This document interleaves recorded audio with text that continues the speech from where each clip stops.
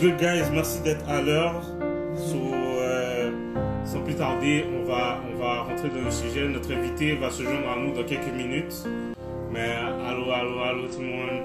On voulait juste mettre un peu la table avant pour savoir de quoi qu'on va parler. La plupart d'entre vous savez sûrement qu'on va parler aujourd'hui de sujet qui est très sérieux, la violence conjugale. Mais juste avant, on veut faire un petit retour sur le but de la série Profondeur. Donc, c'est quoi le but de la série Profondeur? Il y a deux buts. Okay? Il y a deux buts à la série Profondeur. Il y a deux buts pourquoi on fait ça. Salut Wadlon.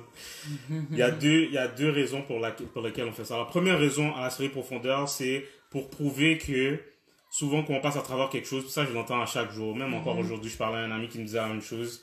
J'ai l'impression d'être tout seul à passer à travers mon problème, mon malaise. J'ai l'impression que c'est juste moi qui vis ça. C'est tellement pas vrai, mais on s'en rend compte quand on parle.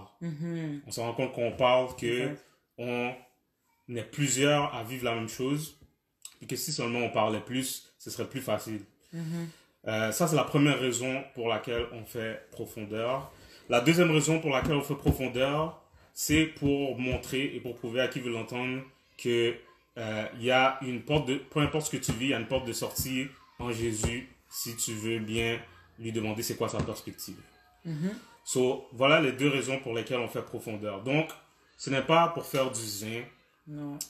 C'est pas pour, comment on traduit zin en français? C'est pas pour faire du commérage, ok? C'est pas pour mettre la vie des gens dehors. Ça nous intéresse pas du tout. Puis si vous êtes là pour faire du zin, mon souhait c'est que malgré vous, Dieu vous parle dans le live. C'est très sérieux là, malgré son intonation, mais effectivement.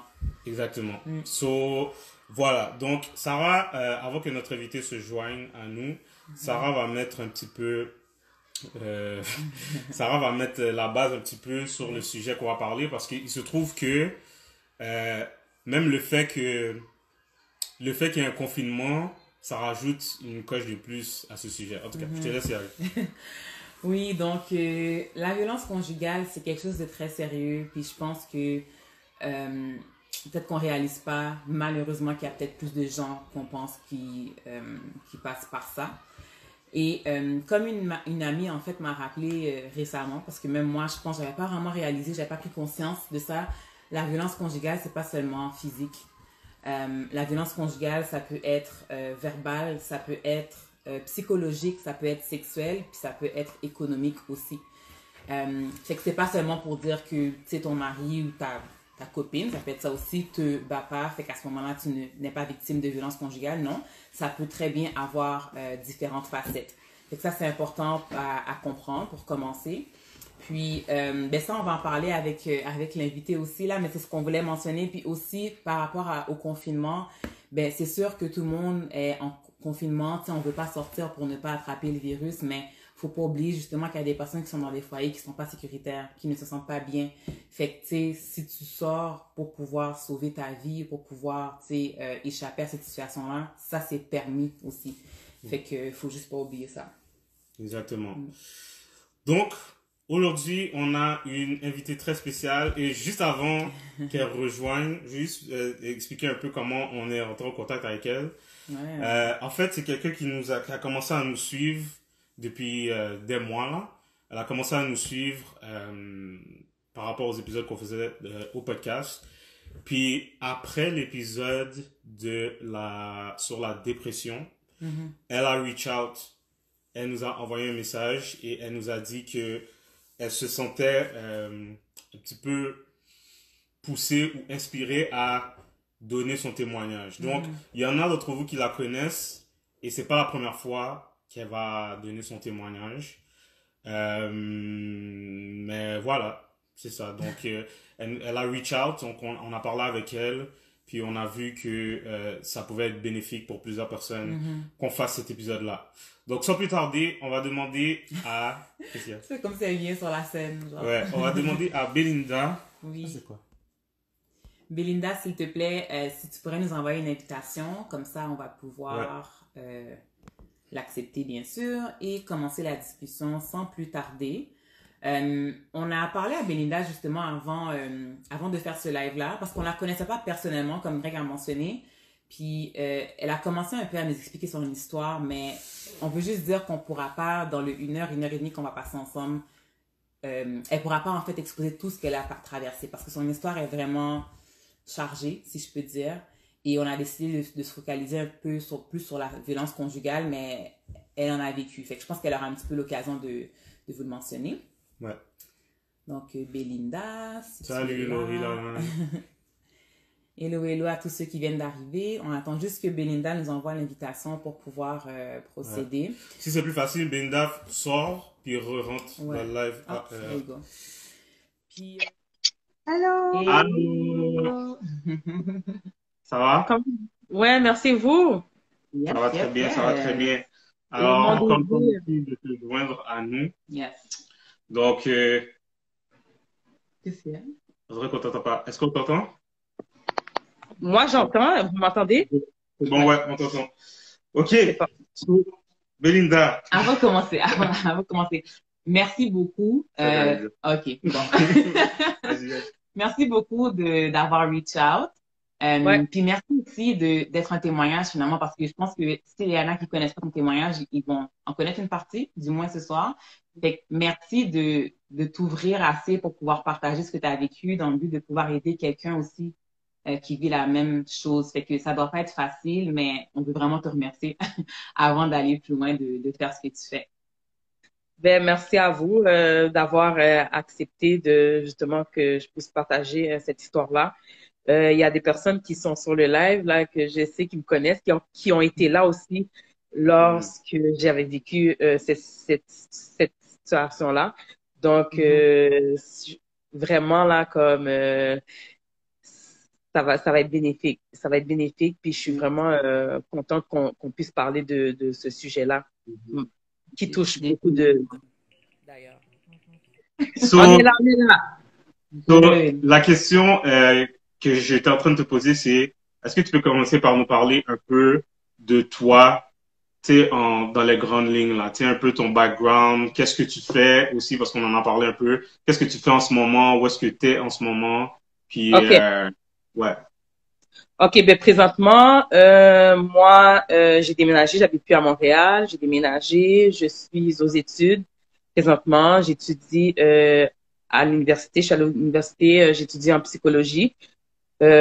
Puis on comprendra aussi pourquoi j'ai été vers ce chemin-là. Ça m'a toujours intriguée, mais ça maintenant ça a du sens maintenant pour moi, la psychologie. Donc, je suis dans ce domaine-là. Je suis une maman. J'ai une jeune ado. Maintenant, elle a 13 ans.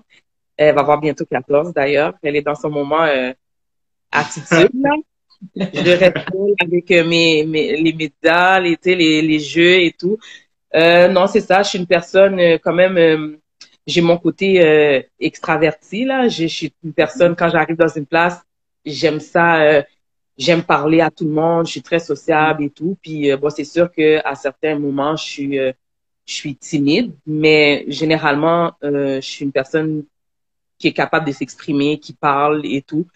Puis c'est ça, je suis là. OK. So, est-ce que tu peux nous parler un peu maintenant, parce qu'on sait que si tu es ici, évidemment, c'est parce que malheureusement, tu es passé à travers la situation. Est-ce que tu peux un peu nous parler, avant qu'on parle de comment ça s'est passé et tout, nous parler un petit peu de l'histoire avec la personne en tant que telle. Donc, tu sais, comment est-ce que tu l'as rencontré, puis c'était dans quelles circonstances, puis comment c'était quand ça a commencé la relation, comment est-ce que vous avez commencé à vous mettre ensemble. Tu sais, un petit peu nous parler de ça. OK. Écoute, j'ai rencontré les premières fois, ben, quand on se voyait, mais c'était en 2010, je crois. Si je m'abuse pas, là, c'est en 2010. Ça se peut que je me trompe aussi avec les dates, là. Puis, ça se peut.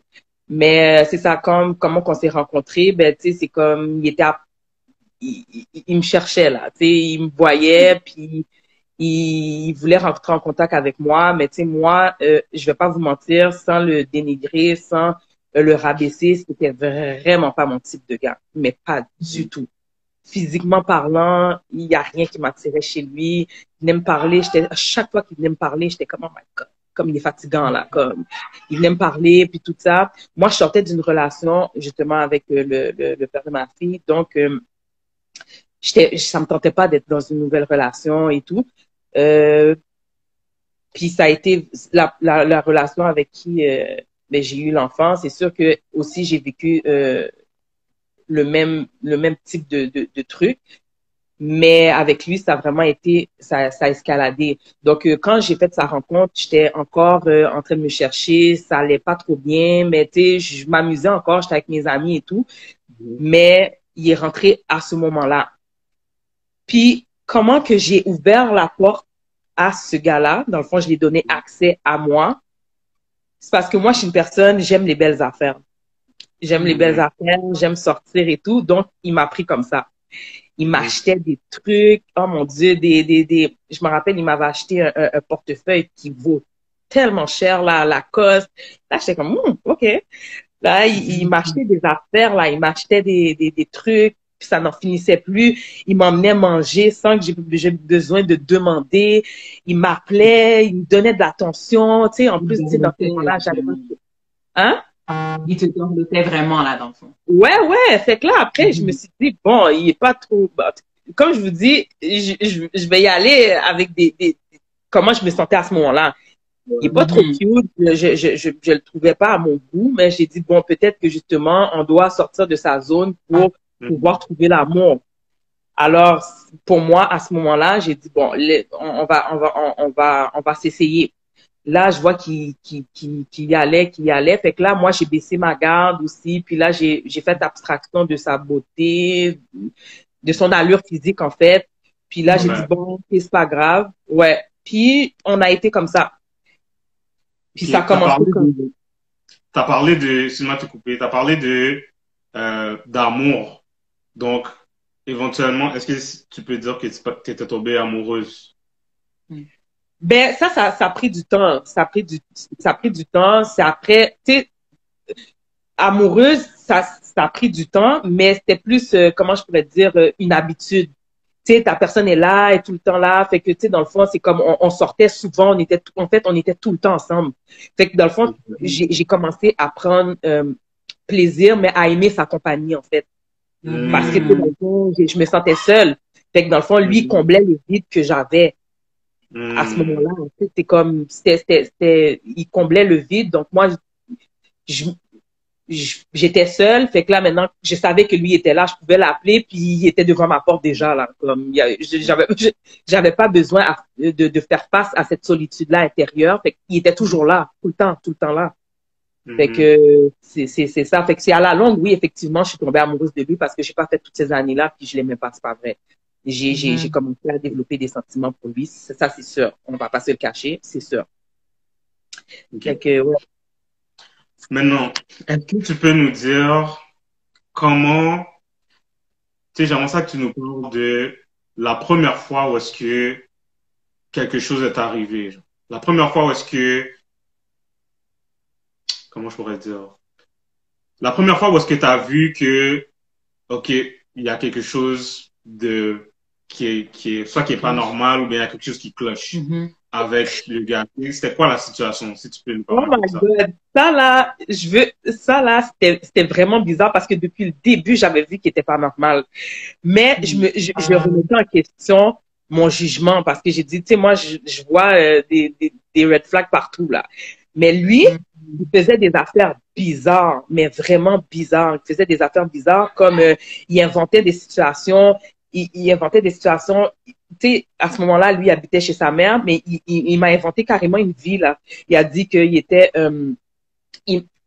en appartement, qui avait une maison. Puis après, il a même été jusqu'au Vieux-Port. Il m'a montré un appartement, mais que c'était même pas à lui, là. Puis il a vraiment inventé l'histoire, là. Comme, puis là, j'ai dit, mais c'est pas normal.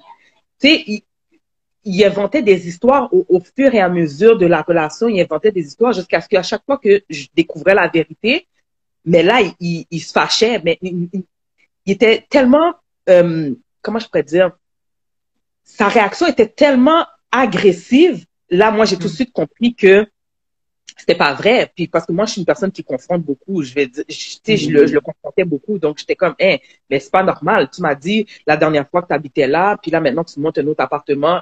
Tu habites où finalement? Oh, ben là, tu sais, il se perdait dans ces histoires. Fait que là, moi, je suis comme, il manquait beaucoup. Est-ce qu'à ce moment-là, tu l'as dit un peu, mais je veux juste clarifier. Est-ce qu'à ce moment-là, tu savais que c'était des red flags ou bien c'est après, quand avec du recul, que tu as vu que c'était des red flags? Le recul. C'est avec le recul parce que à ce moment-là, je voyais qu'il y avait un comportement bizarre, mais c'était pas assez pour me dire que, ben, tu sais, moi, je me suis dit que, je l'ai vu tout de suite qu'il y avait un manque de confiance en lui, mais moi, je me suis dit, sérieusement, à ce moment-là, qu'est-ce que je me disais, c'est que c'est correct, tu sais, je vais le rassurer. Tu sais, je vais le montrer que y a pas besoin de mentir. Il y a pas besoin de mentir de toutes ces affaires-là. OK. Fait que, dans le fond, moi, c'est maintenant que je sais que c'était des red flags, là, que c'était obvious, mais tu sais, c'est comme dans ce temps-là, moi, j'étais plus dans le côté, je veux le sauver, je veux l'arranger, je veux, tu sais, ce côté-là que, tu veux, comment je pourrais dire? Lui venir en aide, dans le fond, c'est ça, lui venir en aide, mais, tu sais, l'aimer, le montrer qu'il n'y a pas besoin de faire tout ça, genre, que, tu sais, c'est ce côté-là que j'avais à ce moment-là. Tu sais, fait que, mais dans le fond, on s'entend que c'était pas la bonne chose à faire. Mais, puis, tu sais, c'est bizarre à dire, hein, mais depuis le début, il m'avait montré des signes aussi d'agressivité, là, comme que j'ai dit, des signes d'agressivité par ses réactions, par sa manière d'agir. Puis, moi, à un moment donné, ça c'était dans le début, je pense un an après, qu'est-ce qui est arrivé, c'est que moi, je voulais mettre un terme à la relation parce que j'ai vu qu'il y avait trop de choses qui se passaient. Il était juste, il m'énervait vraiment, là. Puis après, à un moment donné, moi, je l'avais donné j'avais prêté, en fait, mon ordinateur. C'était tu sais, les gros ordinateurs, là, dans le temps. Je l'avais donné, puis il devait l'arranger pour moi parce qu'il y avait comme, je pense, le moteur avait sauté. Fait que lui, il a dit, ah, ben, je peux l'arranger. Fait que là, il m'a dit, ah, viens chercher ton ordinateur. Tu veux mettre un terme, fait que, à la relation. Donc, viens chercher ton ordinateur. J'en ai plus besoin. Tu sais, je l'ai réparé. Viens le chercher, mais viens tout seul. Viens toute seule. Je suis comme, OK, viens toute seule. J'ai dit, mais tu sais, parce qu'il habitait pas loin de chez ma mère. À ce moment-là, j'étais chez ma mère. J'étais revenue chez ma mère après ma séparation avec le père de ma fille. Je suis revenue, chez ma mère, puis il habitait pas trop loin, donc j'ai marché. Mais j'ai dit à mon père de venir me retrouver. Lui, il savait pas que j'avais dit à mon père de venir me retrouver. Mon père est venu me rejoindre pas loin, à côté. Puis lui, il m'attendait avec un bat de baseball. Là, moi, j'étais surprise parce que j'étais comme, qu'est-ce que tu fais avec le bat de baseball? Mais il a dit, je t'ai dit de venir chercher ton ordinateur. Mais là, mon père était là. Puis là, quand il a vu mon père, lui, il était saisi. Puis là, il a voulu frapper mon père. Là, mon père, tout de suite, là, il a lui appelé la police. C'est comme ça que ça a commencé. Comme, tu sais, là, moi, ça, c'était la première fois qu'il m'a vraiment montré son degré d'agressivité. Mais ça a été vraiment depuis le début. Puis je sais qu'on va dire, il y a sûrement des personnes qui vont dire, mais pourquoi t'es resté? Pourquoi, tu sais? Ouais, c'est beaucoup plus lourd qu'on pense. Mais juste avant qu'on continue, Belinda, je voudrais juste faire un petit recap pour ceux qui viennent de se joindre à nous. Dans le fond, Belinda nous explique un petit peu son histoire parce qu'elle a vécu malheureusement de la violence conjugale. Puis elle nous fait un petit peu le portrait de comment ça a commencé là pour ceux qui se joignent à nous. Fait que Belinda, tu mentionnais que tu en as vécu, si j'ai bien compris, avec le père de ta fille et avec la relation d'après. C'est bien ça? Hein? Ouais. Okay. Puis en même temps, tu mentionnais que ben, ton agresseur au début, tu sais, il était pas violent. Hein? Au début, comment tu t'es attiré? Ben c'est par des cadeaux, c'est par en étant affectueux, c'est en te donnant un petit peu de l'attention, mais des choses qui étaient vraiment agréables finalement à avoir. À un moment donné, tu baisses un petit peu tes gardes, veux pas. Tu mentionnais aussi que avec sa présence à ton agresseur, malheureusement, il venait combler un vide. Il était toujours là pour toi. Fait que tu t'habituais un petit peu à sa présence aussi. Aussi mentionné dans le fond que tu as quand même vu des red flags, mais c'est maintenant avec du recul que tu réalises. Exactement. J'imagine que tu pensais que tu sautais un petit peu trop vite aux conclusions aussi au début quand tu regardais ça. Mais aussi, tu as mentionné dans le fond que quand tu le confrontais, ben, il agissait de manière un peu agressive. Ça, tu l'avais remarqué aussi. Tu as aussi dit que lui, il avait un manque de confiance en lui. Puis toi, tu avais comme vu ça. Fait que tu voulais le sauver, tu voulais l'aider. Une personne qui regarde, tu as mentionné que c'est le syndrome du sauveur. Fait que c'est ce que toi, j'imagine que tu as expérimenté, que tu voulais vraiment lui venir en aide sans savoir vraiment tout ce qui allait découler de tout ça. Tout à fait. Donc là, ok, tu voulais mettre un terme à la relation. Là, t'arrives, le gars, il t'attend avec un bat de baseball. Il voit que t'es venu avec ton père. Au lieu, moi, j'aurais pensé que tu m'aurais dit, ok, il y a back down. Maintenant, il a essayé de frapper ton père. Ouais. Là, tu peux appeler la police. Puis, donc, là, ce que je comprends, c'est que t'es venu mettre un terme à la relation. Mais comment est-ce que après ça a continué? Qu'est-ce qui s'est passé après? Ben, l'affaire, c'est que c'est bizarre, c'est que justement, ça s'est pas terminé là.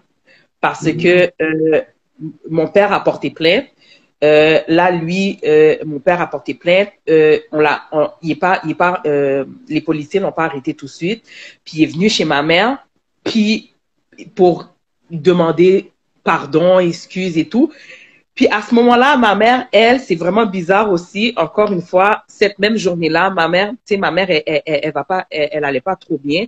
Donc elle est avec une marchette. Elle était avec sa marchette. Puis là, lui, j'étais en discussion avec lui. Je dis, sors, va-t'en. Puis là, lui, il voit ma mère. Il a pris la bouteille de parfum. Il voulait frapper ma mère aussi. Écoute, là, non, mais c'était n'importe quoi. Mais là, tu viens agir d'une façon avec mon père. Tu viens chez ma mère pour demander pardon. Puis tu agis de la même façon avec ma mère. Là, ma mère, elle aussi, elle a appelé la police. Puis là, oublie ça, là, ils avaient 2 plaintes de mes parents.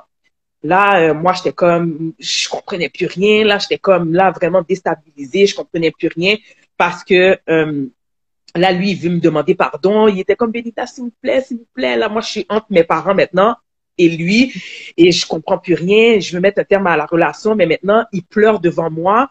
Un gars qui pleure. Écoute, un gars qui pleure. C'est touchant, hein, tu sais. C'est comme, regarde, de vrai, on va pas se le cacher. Un gars qui pleure, c'est tellement cute. À la limite, c'est oh my God, ça vient te prendre, surtout moi.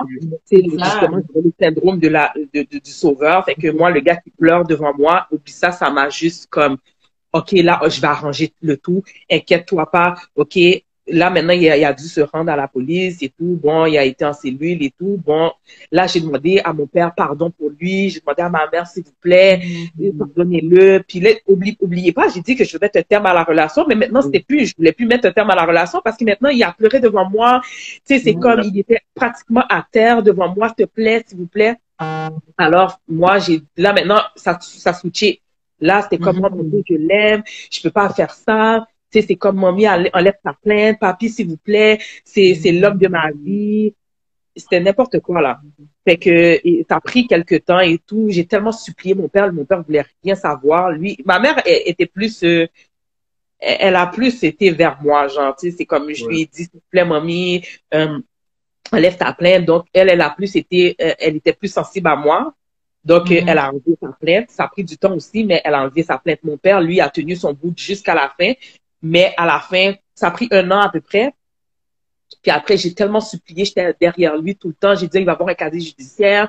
S'il vous plaît, t'as vu les efforts qu'il est en train de faire et tout. Parce que pendant le 1 an, il était, écoute. Bon, là, c'était le summum, là. Oublie ça, là. C'était vraiment, là, comme, c'était quelque chose parce que là, maintenant, oublie ça. Là, j'ai expérimenté, tu sais, on appelle ça, tu sais, dans le cycle de la violence conjugale, la lune de miel. Et moi, ma lune de miel a duré pendant 1 an et quelques. Donc, moi, j'étais aux anges, là. Ouf! Écoute, là, c'était, là, les projets, tu sais, où est-ce qu'on veut aller. Tu sais, c'était vraiment, là, comme, tu sais, je voyais que il voulait aller de l'avant avec ma relation, avec moi. Puis là, moi, j'avais déjà un enfant, donc il s'est impliqué dans la vie de ma fille aussi. Il allait la chercher à l'école. Tu sais, des fois, même les repas il les préparait, les lunchs. Là, j'étais comme, ouh, OK, c'était juste une mauvaise passe. Tu sais, il a réagi d'une certaine façon parce que, bon, moi, j'ai parlé d'une certaine façon avec lui parce que, tu sais, moi, je suis une personne qui a un gros caractère. Donc là, j'ai dit peut-être que j'ai été trop dure avec lui. Je me remettais beaucoup en question. Donc, là, lui était gentil. Fait que là, moi, je me suis calmée aussi. Là, mon père, il a enlevé sa plainte et on a continué comme ça. On a Et continué juste comme pour on continue plus loin, tu as mentionné justement le cycle de la violence conjugale, ça. parce Ouais. que personnellement, je pensais pas qu'il y avait vraiment un cycle, mais juste pour que tout le monde soit sur la même base, on parle de 4 cycles, puis Belinda, tu m'interromps là si jamais je dis Oui. n'importe quoi. Oui. Dans le fond, il y a 4 cycles. Le premier cycle, c'est l'escalade de la tension. Oui. Puis c'est là que j'imagine qu'il y a beaucoup de red flags aussi, que tu réalises, mais t'es pas tellement certain de qu'est-ce qui se passe. Ouais. Après, ben, il y a l'explosion. Puis c'est là que justement la personne en question, elle est violente. Peu importe de la manière qu'elle est, mais elle devient violente. Ensuite, ben, il y a la calmie. C'est la période juste après où est-ce que il a fait ce qu'il a fait à faire. Puis là, finalement, c'est comme s'il commence à éprouver du remords. Il C'est ça. s'excuse, il s'explique. Puis après ça, ben, il y a la période que tu as mentionnée qui a duré environ 1 an pour toi, la période de la lune de miel. Où est-ce que Ouais. tout a l'air de bien aller jusqu'à ce que malheureusement le cycle recommence. On recommence. Voilà. Là, si je comprends bien, il y a eu la période où est-ce qu'il a voulu frapper ton père, il y a eu les plaintes, puis là, finalement, vous êtes retombé dans la lune de miel. Là, les parents ont enlevé les plaintes. Jusqu'à maintenant, là, il t'a jamais touché encore. Non, pendant cette période-là, ça allait bien. Tu sais, c'est comme, c'est sûr qu'il était, il avait son caractère, mais il se contrôlait. Oh mon Dieu, il se contrôlait parce que, tu sais, il y avait les plaintes contre lui. Fait que s'il faisait un faux pas, tu sais, on pouvait l'accuser encore. Donc, c'était encore ouvert. Donc, il était très calme pendant cette J'ai une question période-là. pour toi, parce que là, tu viens de mentionner que pendant ce 1 an-là, il t'avait pas touché, donc tu n'avais pas encore expérimenté la violence conjugale de manière physique. Mais est-ce que tu pourrais dire que tu en avais expérimenté de d'autres façons, ne serait-ce Oui. verbal, psychologique? OK. Ah oui, oui, oui. Tu sais, parce que justement, comme tu l'as mentionné en entrée, la violence, c'est pas juste physique. Puis avant que la violence devienne physique, il y a un processus parce que le gars va jamais arriver sur toi comme ça. Puis, mais bon, ça se peut là, mais tu sais, je veux dire, rares sont les fois que le gars va juste arriver parce que sur toi, puis ça va être physique parce que sinon, tu n'étais pas encore attaché émotionnellement, donc tu vas vouloir quitter tout de suite. Alors, c'est sûr qu'il y a un processus avant. Il y a c'est sûr que le gars, il va montrer son côté charmant. Tu sais, ces gars-là sont très charmeurs, manipulateurs et tout. Donc, là, moi, j'ai expérimenté la violence psychologique, verbale. Tu sais, dans le fond, il donnait des petits commentaires par-ci, par-là. Tu sais, je vais vous le dire, ça me touche plus maintenant, mais à ce moment-là, dans le temps de ma relation, il donnait des petits commentaires genre, t'as une grosse tête. Là, mais tu sais, c'est pas quelque chose que tu peux changer. Tu sais, par exemple, si quelqu'un te dit, c'est pas correct non plus, mais si quelqu'un te dit, ah, ben, tu sais, t'as pris du poids ou t'es grosse, ben, au pire des cas, tu peux aller courir, puis tu sais, Ouais. tu peux maigrir. Mais sur quelque chose de physique, comme, tu peux pas le changer. Fait que dans le fond, il me le disait 1 fois, 2 fois, 3 fois, mais tu sais, c'est comme, là, tu commences à douter de toi-même, tu dis, j'ai-tu une grosse tête pour de vrai? Là, tu commences à regarder des affaires comme ça, ou sinon, des affaires qui faisaient, justement, moi, je me coiffe souvent comme ça, tu sais, comme vous pouvez le voir. J'ai pas vraiment de coiffure. Moi, c'est comme ça que je me coiffe tout le temps. Les personnes qui me connaissent, c'est soit ça ou la couette par en haut. Puis là, lui, il me disait, ah ben, ça te fait pas bien cette coiffure-là. Là, toi, t'es comme, ben, tu sais, c'est comme, moi, j'aime ça comme ça. Ah, ben, tu peux l'aimer comme ça, mais ça te fait pas bien. Là, toi, t'es comme, OK. C'est vraiment une attaque à ton estime, là, finalement, oui. aussi, qui voulait. Oui, tout à fait. Puis moi, tu sais, les personnes qui me connaissent, moi, je suis une personne, comme je dis, je suis pas arrogante dans cette manière-là, mais j'avais quand même confiance en moi jusqu'à un certain point. Mais tu sais, quand ces genre de personnes-là comment.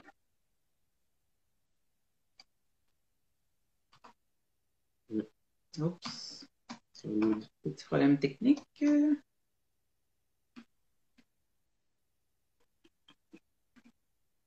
Salud. OK. Ben, OK. Ouais. Donc, justement, tu sais, ces personnes-là, c'est des personnes manipulatrices. Donc, ils vont arriver à un point, tu sais, ils vont regarder, ils vont voir qu'est-ce qui te dérange, ou qu'est-ce qui te perturbe. Fait qu'il va donner des commentaires par-ci, par-là, jusqu'à ce qu'il va dire, ah, OK, ce commentaire l'a dérangé. OK, là, je vais pousser là, je vais pousser là. Fait qu'effectivement, moi, j'étais une personne j'aime bien m'arranger, fait qu'il est allé vers ça, mes attributs physiques. Là, moi, tu sais, c'est comme ma coiffure. Là, il commençait à me critiquer sur ma coiffure. Là, là, j'ai changé de coiffure. Là, j'ai dit, bon, ben, tu sais, il trouve que c'est pas beau. Fait que là, sûrement que c'est pas beau pour de vrai. Peut-être que je vois que c'est pas, moi, je trouve ça beau, puis lui, il trouve que c'est pas beau, ça doit pas être beau. Fait que là, j'ai changé ma manière. C'est comme ça, tu sais. Là, maintenant, tu finis par ce que toi t'aimes, mais finalement, c'est plus ce que toi t'aimes, c'est qu'est-ce que lui, il aime. Fait que dans le fond, ça a commencé comme ça, tu sais, des petites affaires comme ça, que tu finis par te perdre. Parce que, dans le fond, c'est plus qu'est-ce que t'aimes, c'est qu'est-ce que lui, il aime. Ouais, fait que c'est de manière à pouvoir te rendre vraiment dépendante de lui. Voilà. Et malheureusement dominer sur toi. Mais pour vrai, ça me fait tellement réfléchir ce que tu dis, parce que, tu sais, là, tu parles du gars qui fait ça, puis que, tu sais, lui, il a son idée pourquoi il fait ça. Ouais. Mais comme ce que tu dis là, je suis sûr que ça arrive dans 90% des relations, que le gars le sache ou pas, ou bien que la fille le sache ou pas. Tu sais, des commentaires sur t'as une grosse tête ou whatever. C'est une affaire que j'aurais pu dire là. Tu sais, mais sans vouloir nécessairement. Mais tu sais, le fait que tu me parles de l'impact que ça a eu sur toi, ça me fait énormément réfléchir parce que je me dis, ça peut aller extrêmement loin. Ouais, mais en même temps, avec ce que Belinda mentionne, moi, j'entends que, justement, il cherchait comment la déranger, puis là, il pousse ça pour finalement la détruire, pour après ça la dominer. Mais c'est ça, ce que je te dis, c'est que ça peut quand même détruire quelqu'un, même si t'en as pas l'impression. Parce que, si vous comprenez bien, parce que dans la violence, il y a de la violence psychologique, mais il y a de l'abus psychologique aussi, il y a une différence. La ligne est mince, mais c'est différent. Parce que la violence psychologique, c'est conscient. Tandis que l'abus psychologique, c'est inconscient. Dans le fond, la personne, elle va t'abuser psychologiquement d'une certaine manière. C'est comme justement à donner des petits commentaires par-ci, par-là. Puis il me donnait ces commentaires-là sur ma tête, mais il me donnait des commentaires sur mes pieds aussi parce que je suis petite, je suis 7 pieds 1. Puis pour ma taille, pour de vrai, moi, c'est quelque chose qui me dérangeait et c'est moi qui l'a fait savoir que ça me dérangeait. Parce que moi, dans ma tête, j'étais comme, oh my God, mais j'ai des gros pieds pour ma taille, pour ma grandeur. Parce que moi, je porte des 8, des fois des 8,5, mais une personne de ma taille, 5 pieds 1, porte généralement des 6, des 7. Fait que moi, c'est quelque chose qui me dérangeait. Je lui ai dit, je lui en ai fait part, puis il a utilisé ça contre moi. Fait que là, chaque fois que j'allais magasiner, par exemple, quelque chose, puis il me demandait, regarde les gros pieds qui va magasiner. Là, moi, j'étais comme, puis ça me faisait quelque chose. Fait que dans le fond, il savait que ça me dérangeait. Tu comprends? Fait que dans le fond, c'est rentré comme ça. Puis après, il a développé, il m'a appelé, tu sais, ça, il me surnommait Bigfoot. OK? Il me surnommait Bigfoot. Fait que dans le fond, tu sais, maintenant, j'en ris, mais j'en pleurais à fond. OK? Parce que, tu sais, c'est comme, quand il me disait ça, fait que là, moi, j'étais comme, c'est vraiment méchant, là, comme, tu sais. Puis moi, je peux pas changer mes pieds. Là, fait qu'à chaque fois que j'allais magasiner, j'ai développé un certain comportement. Tu sais, je regardais les gens pour voir si les gens voyaient que j'avais des gros pieds. Tu sais, j'ai développé des comportements aux yeux des gens anormal. C'était un comportement anormal parce que je regardais tout le temps. Est-ce que les gens voient que j'ai des gros pieds? Est-ce que, tu sais, c'est comme, mais tu sais, dans le fond, c'est parce que il y a une histoire derrière tout ça. Fait que dans le fond, c'est comme, regarde maintenant, regarde, j'ai des pieds, je porte des 8, des 8,5. Regarde, ça me dérange pas, là, comme, c'est une pointure de pied. Regarde, qu'est-ce que tu veux que je te dise? C'était comme ça. Mais, jusqu'à date, là, c'était des paroles, même si les paroles, je vois que ça a un impact immense quand même. Mais maintenant, amène-nous au moment où est-ce que, pour la première fois, il y a eu comme abus ou bien violence physique. Bon, la première fois que c'est arrivé une conversation comme ça. Tu sais, quand tu rencontres quelqu'un, tu tu poses des questions, tu fais des simulations d'événements, tu parles d'une situation, puis tu te demandes qu'est-ce que la personne va faire, puis tout ça. La conversation qu'on avait, en fait, je lui ai dit, j'ai dit, si on a un enfant un jour ensemble, puis tu décides, je tombe enceinte, puis je te l'annonce, qu'est-ce que tu fais? Là, lui était comme, ben, je sais pas qu'est-ce que je vais faire, je sais pas. Là, je suis comme, en tout cas, moi, je suis une personne assez ambitieuse dans la vie. Je suis une personne qui sait qu'est-ce qu'elle veut. J'ai dit, moi, pour l'avortement, je suis contre ça. À ce moment-là, je lui ai dit ça. Puis là, lui était comme, mais tu vas le garder. J'ai dit, ben, en tout cas, si moi, il adviendrait que je tombe enceinte, je prends mes responsabilités, puis j'élève mon enfant. Puis au pire des cas, je déménage, puis je prends soin de mon enfant. Oh my God. Là, lui, à ce moment-là, il a dit, tu vas prendre mon enfant? Mais je dis, ouais, si tu veux pas prendre soin de ton enfant, ouais, je vais prendre soin de cet enfant-là, puis je vais partir avec ma fille, puis tu veux pas prendre soin de l'enfant, fait que oui, je vais partir, puis je vais faire mes affaires. De toute façon, à ce moment-là, j'avais une cousine qui habite en Floride, puis qui me disait tout le temps de venir et tout. Là, j'ai dit, mais moi, je vais partir. Puis là, à ce moment-là, quand j'ai dit ça, il a dit, tu vas partir avec mon enfant? Je dis, ouais. Il m'a étranglé. Puis là, il m'a dit, tu vas partir avec mon enfant. Tu vas partir avec mon enfant. Mais il n'y avait pas d'enfant, là. C'était une simulation. On était en discussion, là. Là, lui, il a dit, tu vas partir avec mon enfant. T'as dit, tu vas partir avec mon enfant. Puis là, il m'a pris par la gorge. Puis là, il m'a étranglé. Là, je suis comme, là, c'est vraiment là comme c'est comme ça que ça a commencé la violence physique, parce que comme je vous dis, il y avait beaucoup d'autres violences, mais la violence physique, la première fois, c'était comme ça. C'est ça. OK. Fait que dans le fond, il a pris ton scénario fictif, puis oui, il s'est comme emballé là-dedans pour malheureusement te faire éprouver de la violence physique. Fait que là où t'es arrivé, il t'a étranglé. Qu'est-ce qui se passe dans ta tête? Comment tu réagis? Parce que là, c'est rendu physique. Est-ce que tu es comme dans le déni ou qu'est-ce qui se passe? Ah oui, moi, j'étais dans le déni total, mais je pleurais parce que, tu sais, moi, je pleure tout le temps. Anyways, je pleure tout le temps pour toutes les émotions. Là, je pleure tout le temps. Fait que là, je pleurais. Là, j'étais comme, mais tu sais, je comprends pas. Je pleurais, mais je pleurais plutôt, j'étais pas triste. Je pleurais j'étais fâchée parce que j'étais comme, on n'a pas d'enfant.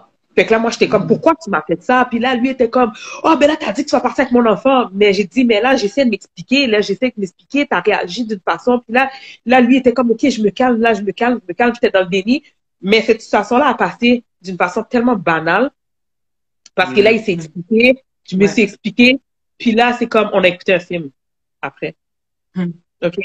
Mais imagine, c'est lui qui l'a banalisé, là. C'est genre, il t'a dit pourquoi il a fait ça, puis c'est correct. C'est juste ça.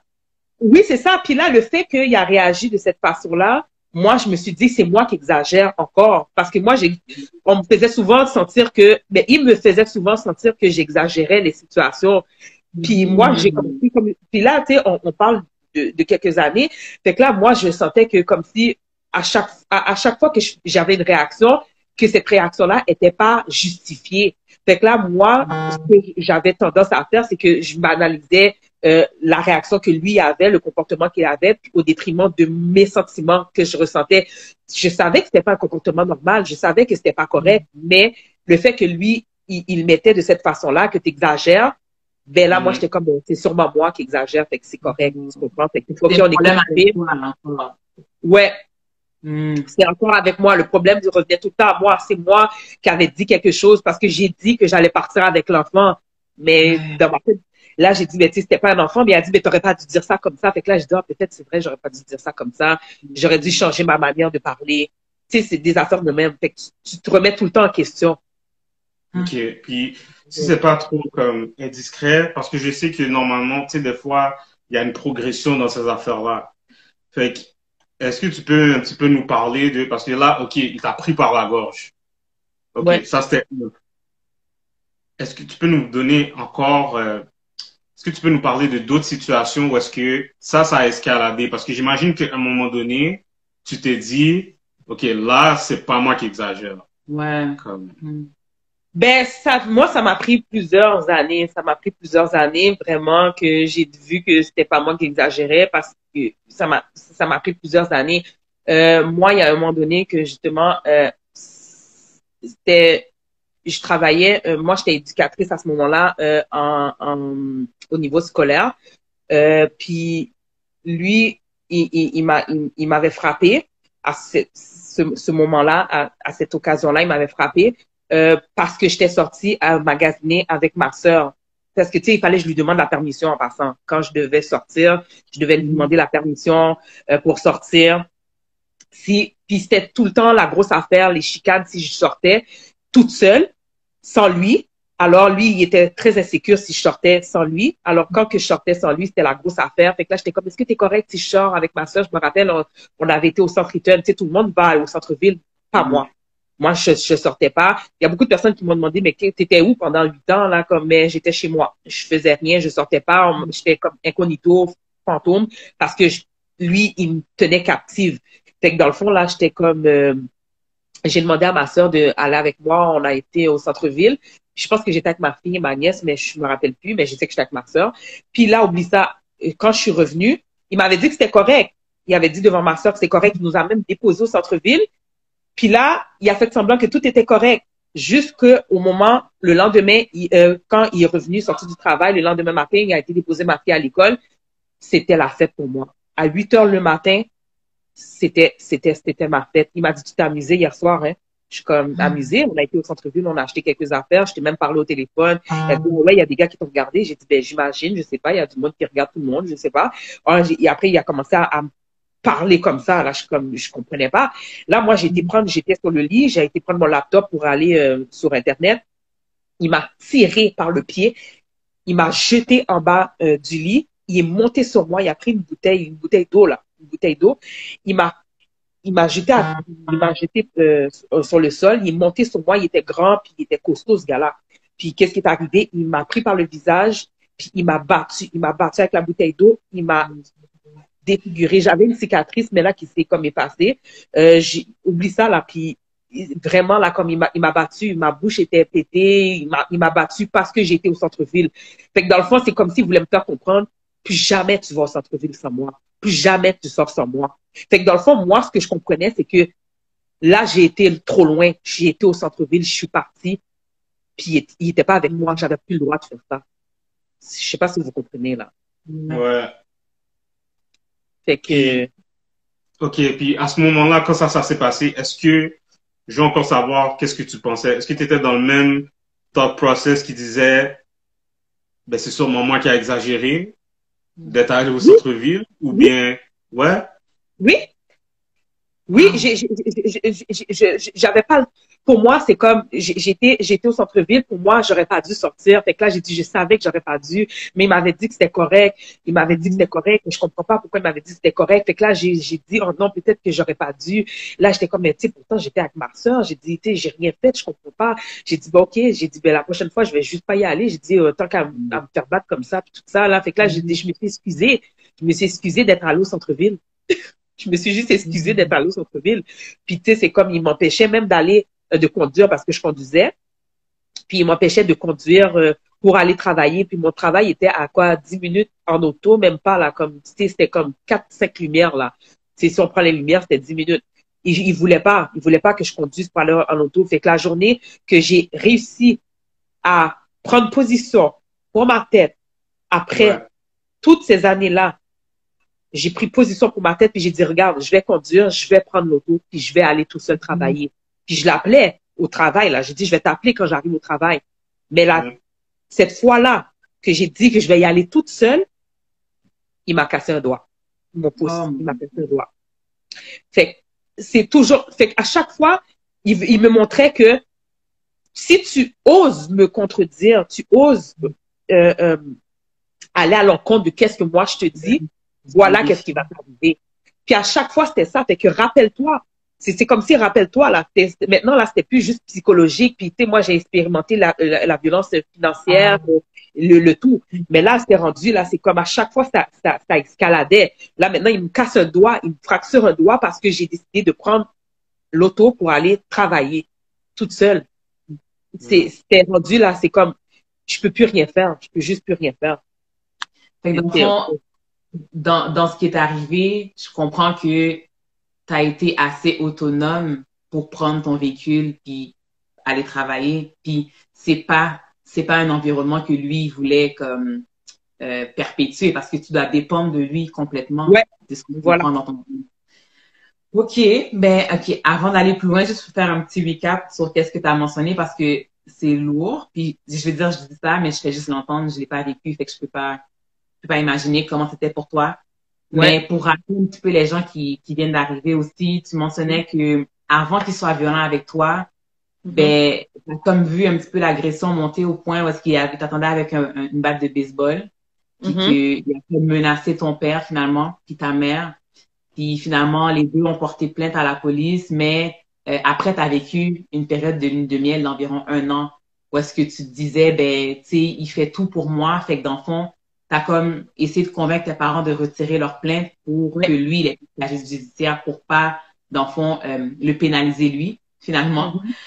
Puis, tu sais, en même temps, tu dis que dans tout ça, ben, il se commençait à pleurer. Fait que, tu sais, je pense que ça t'a touché aussi de le voir, justement, pleurer, de voir un homme pleurer, là, comme tu mentionnais. Ouais. Tu as mentionné aussi que, dans le fond, avant la violence physique, il y avait la violence psychologique, il y avait d'autres aspects, la violence verbale, donc d'autres aspects de violence aussi que tu subissais, puis qui s'attaquaient beaucoup à ton estime. Donc, pas s'attaquer à ton poids que tu pourrais juste maigrir pour le perdre, mais s'attaquer à des parties de toi que tu ne peux pas changer, donc ta tête, tes pieds, tu sais, des choses que tu es juste comme ça, donc tu peux absolument rien faire pour pouvoir te rabaisser finalement puis te contrôler. Tu mentionnais qu'il était vraiment manipulateur. Tu as dit que t'as mentionné un point aussi que la violence psychologique, ça c'est conscient, mais que l'abus psychologique, c'était de manière inconsciente. Qu'il y avait une bonne différence entre les deux. Et également, ben, tu mentionnais que justement, il commençait à réagir de manière disproportionnée par rapport à des scénarios qui étaient fictifs. C'est comme tu disais, jamais j'ai un enfant, qu'est-ce qui va arriver? Puis c'est là que tu l'as vu réagir de manière démesurée, donc que tu n'étais pas enceinte. Fait que ça fait, dans le fond, tu disais aussi que ça faisait que lui aussi, toi aussi, excuse-moi, tu te remettais constamment en question, au point même que finalement, lorsqu'il s'attaquait à toi physiquement, ben, j'imagine que tu avais un processus dans ta tête, tu te disais, OK, ben, peut-être que j'ai fait ça, j'aurais pas dû faire ça, peut-être que c'est ma faute. Comme quoi que c'est jamais la faute de l'agresseur, mais c'est toujours la tienne. C'est ça. Voilà. Il remettait tout le temps en question son comportement, puis il remettait sur moi comme si c'était moi la faute de tout. Et, ma sœur, elle a écrit, elle m'a dit de parler de l'histoire de l'auto. Cette histoire-là, il faut que j'en parle parce que il a essayé de passer avec l'auto sur moi. Parce que il y a une situation qui s'est passée, puis lui, il a décidé de prendre l'auto, puis il voulait me frapper avec l'auto. Puis c'est spécial à dire, mais il était à ce point-là, comme il était rendu vraiment à un point dérangé, là, comme dérangé. Lui, puis après, dans les derniers temps, là, juste un peu avant qu'on se laisse, tu sais, je vais juste mentionner là, moi, je mentionne ça parce qu'il arrêtait pas de dire, oh, je veux la tuer, cette fille-là, je veux la tuer, je vais pas arrêter tant que je vais pas la tuer, je vais la tuer, je vais la tuer. Il arrêtait plus, il s'était rendu maintenant à un point tel, il était rendu obsédé, là, par moi. Je sais pas, c'était rendu fou, là, son affaire, là. C'est comme, il voulait pas me laisser partir, il voulait pas me laisser partir. Fait que si je quittais cette relation-là, j'allais pas quitter cette relation-là vivante. C'est ça. Fait que dans le fond, c'est ça que ça veut dire. Fait que dans le fond, c'est comme, fais ce que tu veux, mais tu quitteras pas cette relation-là vivante. C'était ça. Puis, il y a une situation qui est arrivée. Ça, il n'y a pas beaucoup de personnes qui le savent. Ça, tu vois, je vais le dire dans ce live-là. Il y a quelques peu de personnes qui savent, les membres de ma famille, puis quelques amis proches. Moi, il y a un moment donné, qui m'avait battu, un point tel, il s'était excusé auprès de ma famille parce que, tu sais, il était rendu à un point que, tu sais, il s'excusait régulièrement, là. Mais, puis là, qu'est-ce qui est arrivé cette fois-là? Il m'avait étranglé, il m'avait battu cette soirée-là, il m'avait donné des coups de pied et tout. Puis là, j'avais appelé la police. Parce que j'avais perdu connaissance. Là, c'était rendu, il m'avait tellement étranglé parce qu'avant, tu sais, il mettait sa main sur ma gorge, mais il lâchait, c'était juste comme une prise. Parce que, tu sais, lui, il travaillait à ce moment-là, mais dans son passé, il a fait de la sécurité, fait qu'il y avait certaines prises qu'il faisait, là, puis que moi, il maîtrisait, là. Fait que là, quand il m'avait étranglé cette soirée-là, il m'avait étranglé, puis j'ai perdu connaissance. Je pense que je l'ai dit dans mon témoignage à un moment donné. Euh, quand j'ai perdu connaissance, je suis revenue. Après, lui, il s'est retiré sur moi. Il a dit, ah, c'était pas moi qui a fait ça, c'était pas moi, c'était pas moi. Il remettait en question encore ses actions. Là, moi, j'ai appelé la police. Les policiers sont venus. Je pense qu'ils étaient 6, 7 policiers, là, parce qu'ils étaient grands, costauds et tout. Ils étaient 6, 7 policiers. Je te dis, ils ont débarqué chez moi, là, comme en l'espace de 30 secondes, là. Ils ont débarqué chez moi parce que j'ai dit qu'ils m'avaient étranglé et tout. Puis là, ils ont pas, tu sais, le fait qu'il y avait un dossier depuis 2012, il y avait un dossier avec eux autres, puis plusieurs dossiers. Fait que là, ils sont avec moi surtout, parce qu'il y avait d'autres dossiers avec d'autres personnes, mais en tout cas, avec moi, il y avait un dossier qui était lourd. Alors, fait que quand ils ont entendu qu'il m'a étranglé, puis que j'ai perdu connaissance, puis je suis revenue, là, ils sont venus, ils ont pas niaisé, puis ils l'ont pris. Ils l'ont pris vraiment là. Puis il a fait sa comédie aussi devant les policiers. Il s'est mis à terre. Il a commencé à pleurer devant les policiers là. Écoute, il a vraiment fait son scénario. Puis là, qu'est-ce qui est arrivé? C'est qu'il m'a battu, il m'a donné des coups de pied. Là, moi, je savais pas que j'étais enceinte à ce moment-là. J'étais enceinte. Quelques jours après cet incident-là, j'étais aux toilettes. J'ai senti, j'avais des crampes. J'avais des crampes. Puis là, je vais vous raconter un peu des détails pour que vous compreniez, mais j'ai vu quelque chose sortir là, c'était vraiment dégueulasse. Puis j'ai compris que j'ai fait une fausse couche. Là, moi, j'étais comme, oh my God, OK. Là, tu sais, j'ai dit, j'étais enceinte, OK, je savais pas et tout. Puis là, je vois 1 semaine, 2 semaines plus tard encore, j'avais des crampes. Là, j'ai dit, mon Dieu, c'est ça une fausse couche. Genre, je ressens encore des douleurs après 1 semaine, 2 semaines. Puis là, tu sais, je pouvais pas travailler et tout.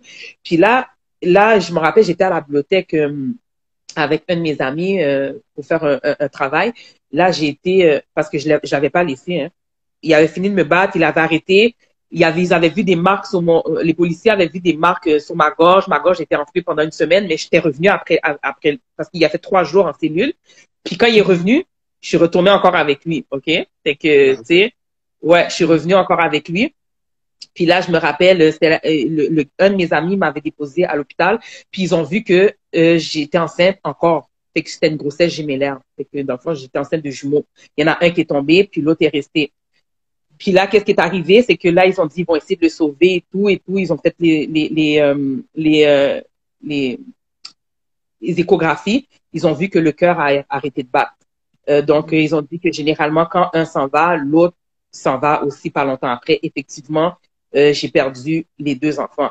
Mais c'était dû à l'agression que j'ai vécue. Ouais, mais tu sais, dans le fond, j'ai menti à ma famille. J'ai menti à ma famille. J'ai dit, j'ai inventé une situation. J'ai dit, que tu sais, on comprend pas pourquoi j'ai perdu les enfants, bla bla bla. Puis tu sais, c'est comme, puis le docteur, lui, il a détecté. Il a dit, mais est-ce que vous subissez de la violence à la maison? Là, j'ai dit, oh mon God, est-ce qu'il a vu quelque chose? Puis là, j'ai dit, non, non, non, non, le docteur l'avait, après il a dit, parce qu'il était venu avec moi, il est venu me rejoindre après à l'hôpital. Ils l'ont demandé de sortir de la salle. Puis ils m'ont parlé, ils m'ont demandé des questions. Ils m'ont dit, madame, est-ce que vous subissez de la violence à la maison? Là, moi, je savais plus quoi dire. Je pleurais, je pleurais, je pleurais. Mais là, j'étais comme, est-ce que je dis quelque chose? Il vient de sortir de la cellule. Là, j'étais comme, là, je retourne avec lui. Je l'aime. Là, j'étais enceinte. Puis là, maintenant, c'est comme, là, j'étais en train de perdre l'enfant. Et je savais plus quoi faire. Là, lui, il était là, il attendait dehors. Si je parle, qu'est-ce qui va m'arriver encore?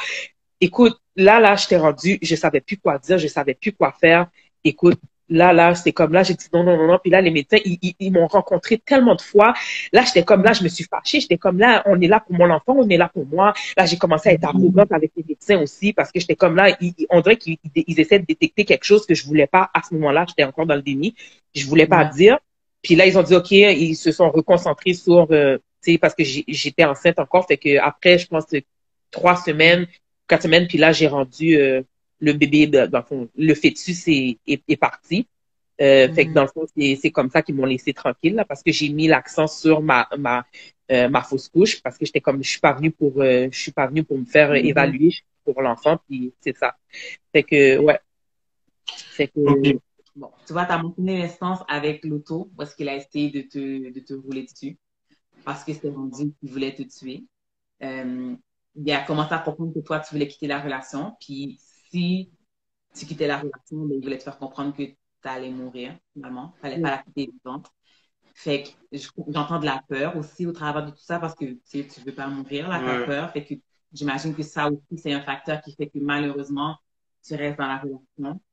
Tu as mentionné aussi justement, qu'il te battait, tu étais enceinte, puis que tu étais enceinte de jumeaux. Fait que tu as fait comme une fausse couche aussi parce qu'il t'a battu. Puis il y a des policiers qui sont venus justement parce qu'il avait un casier, donc ils savaient, j'imagine, qu'il était dangereux. Donc ils sont venus justement pour pouvoir l'arrêter. Il a fait 3 jours en cellule. Toi, tu es parti à l'hôpital. Les médecins ont comme détecté que tu étais victime de violence conjugale, mais tu as comme un petit peu retiré le focus sur toi, si je peux dire, pour le mettre sur la fausse couche. Puis finalement, t'es retourné chez toi avec ton agresseur. Fait que je sais que tout le monde le dit depuis le début du live, mais merci encore de partager tout ça. T'es vraiment, vraiment forte. Puis c'est pas, je veux pas exprimer de la sympathie, négative pour ça. C'est vraiment juste que c'est bénéfique pour tout le monde d'entendre ça. Parce qu'en même temps, on ne sait pas s'il y a des gens autour de nous qui vivent ça. Puis des fois, on pense qu'il y a personne ou il y a très peu de gens qui vivent ça. Fait que c'est bon pour nous de l'entendre pour être beaucoup plus sensibilisés justement à cette réalité, cette triste réalité. Vas-y. Ça dit, je veux mettre ça, une emphase sur ça un peu parce que j'ai pas parlé de ça, mais je m'étais éloignée de ma famille, de mes amis aussi, parce que dans le fond, ces manipulateurs-là, leur manière de penser, c'est diviser pour mieux régner. Tu sais, dans le fond, pour dominer. Dans le fond, c'est comme le fait que eux autres, ils sont à l'écart, tu te mets à l'écart, fait que dans le fond, ils ont un certain contrôle sur toi. Puis le fait que toi, tu parles plus à tes amis, tu parles plus à tes amis parce que tu t'es concentré sur ta relation, puis blablabla, mais tu peux pas arriver de chat après 1 an, 2 ans, puis dire j'ai des problèmes. Ça marche pas. Fait que dans le fond, toi, tu t'isoles, tu sais pas à qui parler, tu sais pas dans le fond, tu sais plus à qui parler, dans le fond. Puis à ta famille, c'est pas parce qu'ils sont pas là pour t'aider. C'est parce que tu as tellement honte, tu es tellement gêné au nombre de fois que tu es parti ou que tu aurais dû partir et que tu n'es pas parti. Fait que tu arrives à un point que tu dis comme je peux pas arriver encore devant les autres puis dire il m'a frappé. C'est comme là, c'est à un moment donné, c'est comme qu'est-ce que tu fais? Là, on va te prendre pour une folle, on va te prendre pour qu'est-ce que tu n'es pas. Puis tu sais, c'est comme fait que dans le fond, toi, tu t'isoles aussi. Fait que dans le fond, même si que ta famille essaie, moi, je parle pour moi, ma famille, ils essayaient ils ont vu certains comportements, ils ont vu certaines blessures que j'avais sur mon front, sur mon estomac. Tu sais, c'est comme j'avais des bleus partout. Tu sais, mes sœurs, ils voyaient des bleus sur mes jambes. J'avais des bleus partout, tout le temps. J'avais des bleus, mon nez qui était cassé. Tout le temps, j'avais des bleus, mais je mentais, je disais que je m'étais frappé la tête à quelque part. Tu sais, une fois, j'ai dit, je suis sortie de l'auto puis j'ai frappé ma tête sur l'auto. Mes sœurs étaient comme, really? Mais tu sais, c'est des affaires comme ça. Alors, moi, je dis vraiment comme conseil, c'est que sérieusement, même si que tu sais, on vit certaines situations, puis que la fille ou la personne, parce qu'il y a des gars aussi qui peuvent vivre certaines situations, mais moi, je me dis comme ça que il faut pas abandonner. Tu sais, dans le fond, les amis là, tu sais, il faut pas juger, parce que tu sais, on dit que dans la violence conjugale, ça peut prendre jusqu'à 7 fois pour que la personne quitte la relation. Elle peut retourner puis repartir, mais ça peut prendre jusqu'à 7 fois pour qu'elle quitte définitivement une relation conjugale. Donc, peu importe le nombre de fois que la personne retourne puis tout ça, mais que avoir quelqu'un qui va être là pour l'accompagner après justement sa décision définitive, ça vaut tout l'or du monde. Ça, c'est vraiment comme de savoir qu'il y a quelqu'un qui est là, ça vaut tout l'or du monde. Puis moi, je sais que je les ai fait subir beaucoup de choses à ma famille, là. Mes sœurs en ont pleuré, mes parents en ont pleuré. Parce que ma grande sœur, je veux la saluer parce qu'elle était sur le live. Puis parce qu'elle, ça l'a blessée beaucoup. Puis elle a pris ma défense aussi, ma petite sœur aussi. Puis tu sais, c'est comme, parce que la famille du gars, là, ils m'ont blast, là, ils m'ont blast. Sa mère était comme, ah, ben, quel genre de fille que tu es pour rester dans une relation comme ça avec mon fils, eux autres, ils étaient dans le déni aussi, là. C'était leur fils, c'était moi la fille qui était pas bonne. Fait que dans le fond, c'était vraiment, c'était ça.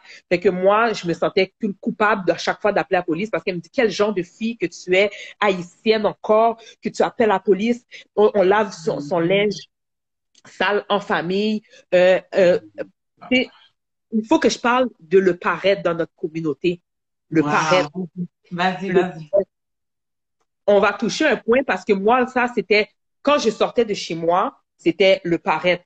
C'est comme, tout va bien, mais quand je rentrais, c'était des pleurs, puis c'était l'horreur. Mais il fallait que je sorte parce qu'on nous a éduqués comme ça, hein. Tu dis pas tes affaires à personne. Tu parles pas de tes affaires au monde. Fait que dans le fond, excusez-moi, les autres nationalités qui parlent de leurs affaires, mais c'est mal vu. Nous, dans notre communauté, on parle pas de nos affaires. C'est vraiment, c'est dur, c'est très dur. OK. Est-ce que vous me voyez bien? Parce que j'ai pas la lumière. Oui, non, c'est correct, on te voit. Je veux que tu m'emmènes maintenant au moment où est-ce que tu t'en es, que t'es parti définitivement. Comment ça s'est terminé, la relation? OK, là, quand ça s'est terminé, je vais vous dire, ça, je savais que, comme toutes les autres fois, que là, j'allais en manger un coup. Mais là, j'étais décidée. Puis qu'est-ce qui m'a décidé? Qu'est-ce qui m'a aidé en fait, c'est que moi, dans le temps, je travaillais, comme je l'ai mentionné, j'étais éducatrice en milieu scolaire. J'avais pas trop d'avantages sociaux, puis j'étais à temps partiel à ce moment-là dans ce travail-là. Donc, j'avais pas d'avantages sociaux. J'ai trouvé un autre emploi que là, j'avais mes assurances à moi parce que j'étais sous ses assurances à lui avant, puis il manipulait beaucoup avec ça aussi. Fait que là, j'avais mes assurances à moi, j'avais mon argent, j'étais à temps plein, j'avais un bon revenu, un très gros revenu. Donc là, je pouvais, moi, prendre soin de moi. Puis là, j'ai dit, là, c'est la porte de sortie, Belinda. Là, tu dois y aller. Là, maintenant, c'est ce qui te faisait peur. C'est le côté financier parce que c'est lui qui faisait plus, il faisait pas plus d'argent, mais il y avait plus d'heures que moi, donc il y avait plus de montants d'argent qui rentrait dans le foyer. Donc moi, j'avais peur de quitter la relation. Il me disait tout le temps comment tu vas faire avec un enfant, t'es toute seule, t'es tout ça. Fait qu'il manipulait beaucoup comme ça. Fait que quand j'ai quitté la relation, j'avais trouvé un travail. Là, j'ai dit Belinda, c'est let's go. Là, je me suis donné un bout. Là, j'ai trouvé un nouveau travail. Là, j'ai dit je quitte la relation pour de vrai. Là, quand moi je lui ai dit que c'est terminé, c'était pas sans faille. Là, oublie ça, cette journée-là, là, il m'a emmené dans un coin. J'étais dans l'auto avec lui.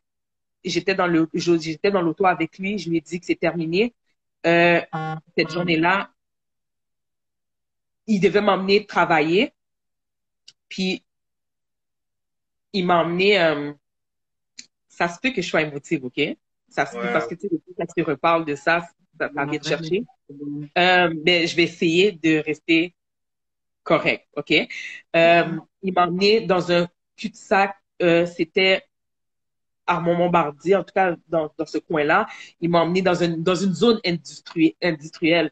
Il m'a emmené là, il m'a dit, aujourd'hui, c'est terminé. Tu m'as dit, c'était terminé, aujourd'hui, c'est terminé. Là, j'ai dit, oh my God. Là, j'ai dit, je savais que cette journée-là, j'ai dit, si je sors pas de cette auto-là, maintenant, je vais sortir, je vais pas sortir vivante. Pendant qu'il était en train de conduire, il allait m'emmener là, puis je savais que il voulait me tuer cette journée-là. Moi, j'ai décidé d'ouvrir la porte pendant qu'il était en train de conduire, puis partir. Mais là, il a vu que j'étais en train d'ouvrir la porte, il a freiné sec. Puis là, moi, je suis descendue de l'auto. J'ai couru. Oh my God. Il a couru derrière moi, il m'a rattrapé. Puis là, les policiers sont arrivés et tout. Puis c'est comme ça que la relation s'est terminée. Et puis, ouais. Puis tu vois, cette journée-là, parce que moi, je suis partie, les policiers m'ont pris. Il a pris ma fille en otage, genre. Puis là, les policiers ont fait une alerte, ils ont fait une alerte, pas Amber, mais ils ont fait une alerte avec toutes les policiers. Pendant 5 heures de temps, elle était en recherche dans le Montréal. Ils ont fait une alerte à Laval, ils ont fait une alerte à tout pour être en recherche de ma fille parce qu'ils voulaient pas redonner ma fille. Donc après, C'était vraiment ça. Ma sœur, tout le monde cherchait ma fille, tout le monde cherchait ma fille. Puis lui, il me textait, il était comme, si je reviens pas. Là, les policiers, j'étais dans pas la cellule, mais comme dans un, c'était une salle d'interview, une salle d'entrevue. Puis là, là, ils étaient en contact avec moi. Puis ils disaient, oh, s'ils rentrent en contact avec toi, dis-nous-le pour qu'on puisse justement mettre les affaires sur écoute, les affaires comme ça. Puis c'était vraiment comme ça que ça s'est fait. Finalement, il a redonné ma fille. Puis là, il s'est livré à la police. Il rentrait à la police. Puis c'est comme ça que là, on s'est plus, après cette journée-là, on s'est plus jamais reparlé. On s'est plus reparlé. Il y a peut-être, bon, on a eu les juridictions, la juridiction et tout, puis c'est comme ça que ça s'est terminé, notre relation. On s'est plus jamais reparlé après ça. OK. Donc, ça, c'est comment tu t'en es sorti physiquement. Ouais. Mais maintenant, ça, c'est sûr que ça a laissé des séquelles psychologiques dans tout ce qu'il te disait. J'ose croire qu'aujourd'hui, si tu es capable de parler, c'est parce que, d'une certaine façon, ça t'affecte plus, en tout cas autant que ça t'affectait. Alors, je veux savoir maintenant, vu que tu me dises, qui t'a fait sortir comment t'as fait pour te sortir de ces séquelles psychologiques-là? Yes. OK, ça, c'est la plus belle partie. Ça, c'est la plus belle partie. Justement, j'allais mal après cette relation-là. Je faisais n'importe quoi. J'ai rencontré des mauvaises personnes. J'ai eu justement des séquelles psychologiques. Je suis rentrée dans une dépression majeure, de l'anxiété et tout, et tout, et tout. Je suis rentrée justement dans une période très basse dans ma vie après tout ça. Et puis, vraiment, là, comme c'était n'importe quoi, là. Qu'est-ce qui m'est arrivé? Émotionnellement, psychologiquement, j'ai tout perdu. Il m'avait tout pris aussi, matériellement et tout. Mais là, qu'est-ce qui s'est passé? C'est que après tout ce temps-là, de dépression, d'anxiété, d'hyperventilation, de tout ce que tu pourrais pas nommer, là, je les ai toutes eues. On m'a diagnostiqué tellement de maladies mentales, des affaires de même, j'étais rendue à, je pouvais plus travailler, c'était fou, là. Mais j'ai eu, après toute cette période-là, qu'est-ce qui est arrivé, c'est que j'ai touché le fond. J'ai eu des pensées suicidaires, donc je voulais me suicider. C'était fini pour moi. Tout était établi dans ma tête. J'avais pris des assurances pour ma fille. Tout était établi dans ma tête pour pouvoir justement passer à l'acte. Parce que justement, pour moi, je valais plus rien. C'était fini. Je valais plus rien. Tout le monde m'abusait d'une façon différente, que ce soit financière, les hommes m'abusaient aussi. Ils ont essayé en fait de m'abuser sexuellement parlant parce que j'étais vulnérable aussi. Mais qu'est-ce qui est arrivé, c'est que j'ai fait la rencontre du Seigneur. J'ai donné ma vie à Dieu. Oh my God. OK. Et puis, OK, là, c'est la partie heureuse, OK? Je pleure, mais c'est des pleurs de joie. Je vais vous le dire, là.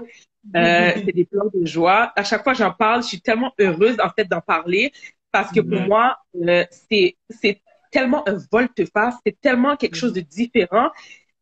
Je peux pas vous dire à quel point que tout a changé, ma vie a changé, ma vie a complètement changé à partir de cette journée-là. Puis, je vais vous dire, cette journée-là, c'était il y a quelques mois. C'était le 3 juillet, c'était une journée marquante pour moi. C'était le 3 juillet 2019. J'ai donné ma vie au Seigneur. Wow. Cette journée-là. Puis quand j'ai donné ma vie au Seigneur, j'ai expérimenté quelque chose de tellement fort. J'ai expérimenté quelque chose de tellement fort. L'amour inconditionnel. Je veux vraiment, je veux vous assurer que, je veux pas qu'on a pitié de moi, quoi que ce soit. Non, c'est vraiment des larmes de joie. Des larmes de joie parce que, justement, je suis une personne qui pleure beaucoup. Ouais, mais il a transformé mes larmes de pleurs mes larmes de tristesse, de souffrance sont des larmes de joie. Maintenant, quand je pleure, c'est parce que je suis joyeuse. Je pleure parce que j'ai du bonheur. Je pleure parce que je suis heureuse. Parce que maintenant, je suis rendue dans un, c'est vraiment plus la même chose. Je revis, je revis. Je suis comme, j'ai une joie débordante, j'ai une joie, puis je peux pas arrêter. Je suis tellement joyeuse. Je suis comme, oh my God, I'm alive. Je suis comme, oh, c'est fou. C'est à partir de cette journée-là que ma vie a changé. Donc, oui, effectivement, je suis rendue, maintenant, je suis à l'école, je fais mes études. Puis c'est à partir du moment quand je suis rentrée à l'école, puis je vous le dire parce que c'est un milieu contingenté en psychologie, donc j'ai été acceptée dans ce milieu-là, dans ce programme-là, en fait.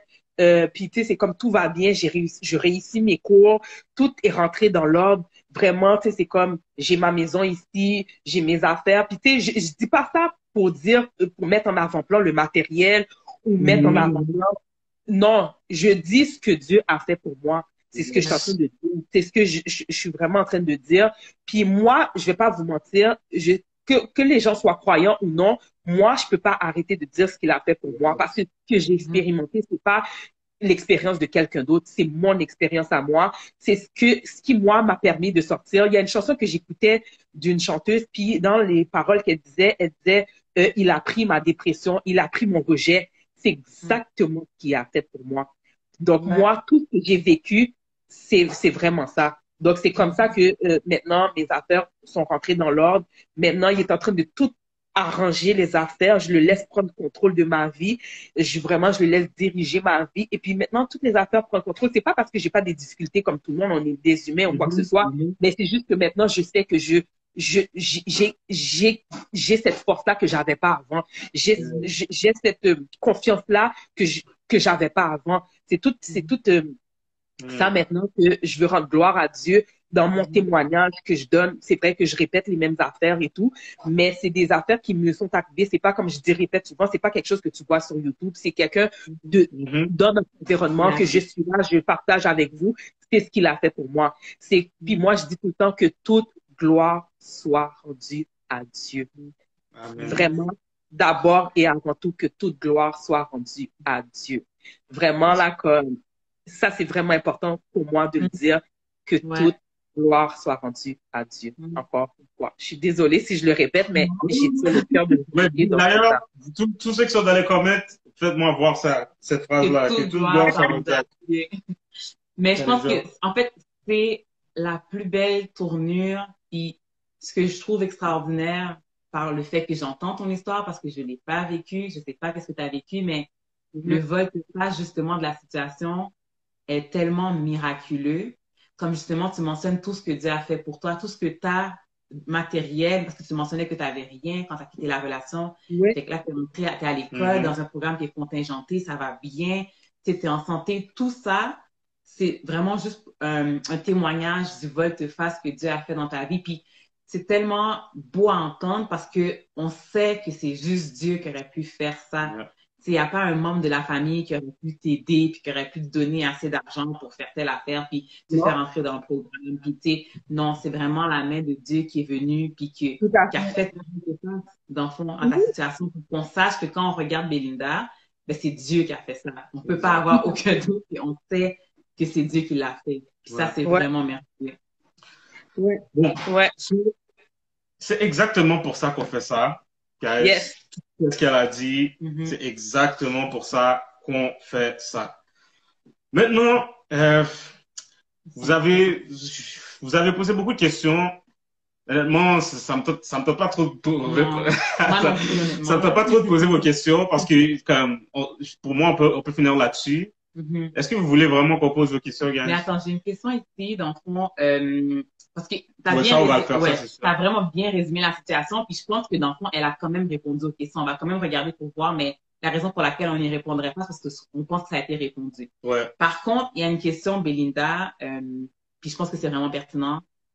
Qu'est-ce que la Belinda de maintenant voudrait dire à la Belinda d'autrefois, celle qui passait au travers de tout ça? Moi, ce que je pourrais lui dire, c'est de pas abandonner. de pas abandonner, que il y a de l'espoir. Moi, il y a une phrase qu'on m'a dit puis que je vais redire, c'est où est-ce qu'il y a de la vie, il y a de l'espoir. T'es vivant, de pas abandonner. C'est correct, il y a des situations qui vont être difficiles, mais c'est correct. Puis tu sais, c'est comme, puis moi, je pense que je leur ai dit, regarde, t'es forte, t'es plus forte que ce que tu crois que tu es, de pas abandonner. T'es belle, t'es intelligente, de pas abandonner. Puis pour de vrai. Puis moi, ce que je leur ai dit, en fait, maintenant que je suis chrétienne, que j'ai accepté Dieu dans ma vie, je leur ai vraiment, je leur ai dit qu'il y a un Dieu qui est vivant. Le Dieu mon Dieu est réel, mon Dieu est grand et il est fidèle. Moi, c'est ce que je leur ai dit. Puis sérieusement, c'est ce que je leur ai dit, de pas abandonner, de garder espoir, puis de garder les yeux fixés sur Dieu, d'ouvrir ton cœur. C'est ce que je leur ai dit. Je leur ai dit. Je pense que c'est ce que je leur ai dit à cette Belinda-là. Moi, j'ai une question. Je ne sais pas si tu vas pouvoir répondre, mais je pense que tu as une certaine connaissance, que tu vas pouvoir répondre, et je la pose aussi à tous ceux qui font partie de la conversation. Moi, en tant que gars, quels sont les comportements que je dois éviter? J'ai deux questions. Quels sont les comportements que je dois éviter envers ma femme, tu sais, même si c'est pas intentionnel? Quels sont les comportements que je dois éviter? Et aussi, à quoi je dois porter attention? Parce que je veux être capable de pouvoir voir ça dans mon entourage. Je sais qu'il y a il doit avoir des comportements types, il doit avoir tu sais, des trucs, des signes, des red flags. Fait que je veux pouvoir voir ça dans mon entourage. Alors, quels sont les signes qui montrent qu'il y a peut-être quelque chose comme ça dans une relation? Là, c'est deux grosses questions, mais ouais, vas-y. Ben, tu sais, les signes, tu sais, je veux dire, maintenant, le fait que je suis à l'extérieur, pour moi, il y a des choses qui sont comme un peu évidentes, mais tu sais, sérieusement, cette question-là, comment je peux dire? Parce que, tu sais, maintenant, je peux donner les commentaires d'une personne qui est à l'extérieur, mais c'est comme quand tu es dans la situation, c'est tellement différent que... Mais dans le fond, il y a la première partie de ta question, ça, je peux répondre. Qu'est-ce que tu pourrais dire à ta femme ou éviter de dire à ta femme? Moi, personnellement, je pense que un homme, quand on est dans une relation, on est là pour se supporter. On est là pour s'emmener à un autre niveau. On est là pour tu sais, dans le fond, où est-ce que je manque de force, où j'ai une faiblesse, mais toi, tu es supposé d'être ma force. Tu comprends? D'être une équipe, on est supposé être là l'un pour l'autre. Fait que moi, je me dis comme ça, si la personne, tu vois qu'elle a une insécurité quelconque, mais tu sais, uplifter, là, comme ben, c'est ça, de l'aider. Tu sais, dans le fond, moi, je te donne un commentaire par rapport justement à ma tête. Tu dis pas des affaires de même. Puis au pire des cas, si moi je le dis là, si moi j'arriverais puis je dirais, regarde, oh my God, j'ai une grosse tête. Ce que tu peux dire, c'est que je dis, ah maintenant, moi j'aime ta grosse tête. Ça signifie que t'es intelligente avec ta grosse tête. Viens ici ma grosse tête, tu me donnes un bec là, tu me donnes, tu sais, des affaires de même. Fait que de fois, même si moi je dis que j'ai une grosse tête, mais tu peux transformer ça pour que la fille voit finalement que regarde, finalement, ok, j'ai une grosse tête, c'est rien. Je m'en fous, tu comprends? C'est juste des petits commentaires comme ça que des fois, on peut éviter de dire. Mais je pense que de faire comprendre à la personne, parce que moi, je fais cet exercice-là à ma fille. Tu sais, dans le fond, je lui fais regarder, elle se regarde dans le miroir, puis je lui dis, qu'est-ce que tu vois de toi? Je dis, qu'est-ce que tu vois de toi? Qu'est-ce que tu aurais aimé, qu'est-ce que tu aurais aimé corriger? Elle me dit, ah, ben, mes oreilles. Mais je dis, pourquoi tes oreilles? Ah, parce que mes oreilles sont décollées. Mais je trouve que tes oreilles sont beaux. Après là, j'ai dit, mais pourquoi tu voudrais corriger tes oreilles? Tu sais, j'ai fait cet exercice-là pour qu'elle puisse se comprendre, pour qu'elle puisse voir ses attributs physiques, puis c'est correct, t'es belle comme tu es. Tu comprends? Dieu t'a créé comme ça, puis c'est correct. T'as des oreilles décollées, mais c'est pour mieux entendre mon enfant. Non, c'est une blague, mais c'est juste pour dire que... Non, mais c'est juste pour dire que, tu sais, on n'est pas toutes faites pareilles. On n'est pas... regarde, on a des couleurs différentes, on est tous beaux ou belles à notre manière, puis tu sais, c'est comme, regarde, c'est correct. Puis le gars qui est à côté de nous, je pense que donner des petits commentaires par-ci, par-là, là, comme sur ta coiffure, tes cheveux, si, tu sais, il y a une manière de le dire. Si t'aimes pas la coiffure, tu te dis, ah, bébé, la dernière fois que tu as fait cette coiffure-là, je trouve que c'était cute. Tu vois, comme Kate, pour de vrai, c'était cute. Cette coiffure-là, il est pas fait de mal, non, mais c'est comme, pour de vrai, tu comprends, mais tu peux le faire partir d'une. Tu comprends, tu le fais, tu mets un petit peu d'humour là-dedans pour la faire comprendre que tu aimais plus l'autre coiffure. T'es belle comme ça, mais je préférais plus l'autre coiffure. Tu mets un peu d'humour dedans, ça passe toujours mieux. Mais de le faire avec le cœur, pas de le faire pour, comme si, dans le fond, tu sais, pour la rabaisser ou quoi que ce soit, puis tu mets un peu d'humour pour faire paraître l'affaire comme si c'était correct, là, tu comprends? Fait que moi, je pense que c'est comme ça qu'un gars, surtout dans une relation, nous, les filles, on a beaucoup d'insécurité. Je sais pas pour les gars, je parle en tant que femme.